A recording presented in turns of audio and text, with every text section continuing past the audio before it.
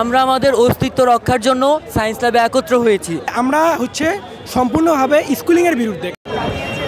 আমাদের মূল দাবি এই স্কুলিং মডেলটা বাতিল ঘোষণা করা হোক। আমাদের যে কলেজগুলা ঐতিহ্যবাহী এবং ফলাফলে সবসময় শীর্ষস্থান দখলকারী যে কলেজগুলা, তাদের স্বতন্ত্রতা রক্ষা করা হোক এবং এগুলা বিলুপ্ত না হোক, সেটাই আমাদের মূল দাবি। আমরা আমাদের অস্তিত্ব রক্ষার জন্য সায়েন্স ল্যাবে একত্র হয়েছি। আমরা কেন রাস্তায় নামবো? অবশ্যই আমরা আমাদের অস্তিত্বের টানে এখানে আসছি। আমরা সেন্ট্রাল ইউনিভার্সিটি হোক, এটা আমরা মনে প্রাণে চাই, কেননা এর মাধ্যমে উচ্চশিক্ষার যে সুযোগ সেটা আরও বর্ধিত হোক, আমরা সেইভাবে চাই। সেন্ট্রাল ইউনিভার্সিটির মাধ্যমে আমাদের যে উচ্চশিক্ষার সুযোগ এটা বিলুপ্ত হোক বা এটা সংকীর্ণ হোক, সেটা আমরা কোনোভাবেই চাই না। আমরা চাই সেন্ট্রালের মাধ্যমে শিক্ষার সুযোগ আরও বিস্তার হোক, তবে স্কুলিং মডেলে তা সম্ভব না। আমরা এই জন্য স্কুলিং মডেলটা বিলুপ্ত হোক সেটা চাই। কলেজিয়েট মডেল সহ একাধিক মডেল আছে স্বতন্ত্রতা রক্ষা করে, আমরা সেই সব মডেলের দিকে যেতে চাই।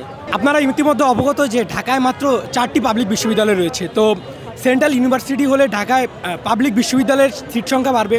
তো আমরাও চাইবো যাতে সেন্ট্রাল ইউনিভার্সিটি হয়, ফলশ্রুতিতে ঢাকায় পাবলিক শিক্ষা প্রতিষ্ঠান পাবলিক বিশ্ববিদ্যালয় বাড়বে এবং শিক্ষার মান উন্নয়ন হবে। তবে আমরা সম্পূর্ণভাবে স্কুলিংয়ের বিরুদ্ধে, কারণ স্কুলিং হলে আমাদের ইন্টারমিডিয়েটের উপরে একটি হস্তক্ষেপ চলে আসতে পারে। কারণ স্কুলিং হলে বিশ্ববিদ্যালয়ের আলাদা একটা প্রশাসন থাকবে এবং আমাদের কলেজের একটা প্রশাসন থাকবে। ফলে আমাদের যে কলেজটা রয়েছে এটা একটা সার্জারির মাধ্যমে যাবে, যার ফলশ্রুতিতে আমাদের কলেজের উপরে সম্পূর্ণভাবে বিশ্ববিদ্যালয় হস্তক্ষেপ পাবে।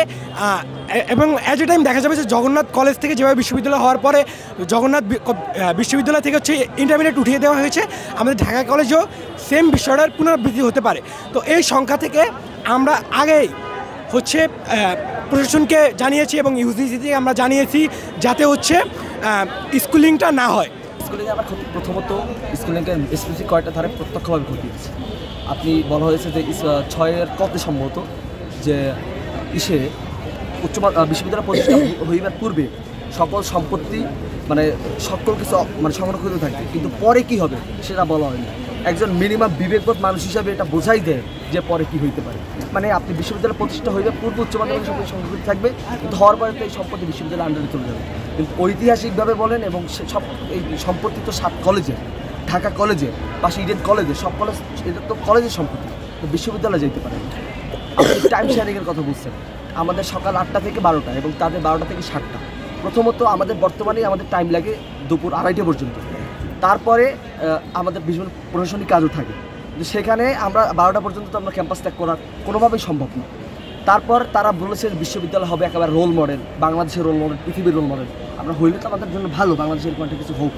কিন্তু এমন কোন ইউনিভার্সিটি আছে যার নাম্বার 1, যার 60% ক্লাস হয় অফলাইনে আর 40% অনলাইনে, আবার যাদের ক্লাস শুরু হয় দুপুরের দিকে, দুপুরের পর ধরতে গেলে রাত 8টা পর্যন্ত।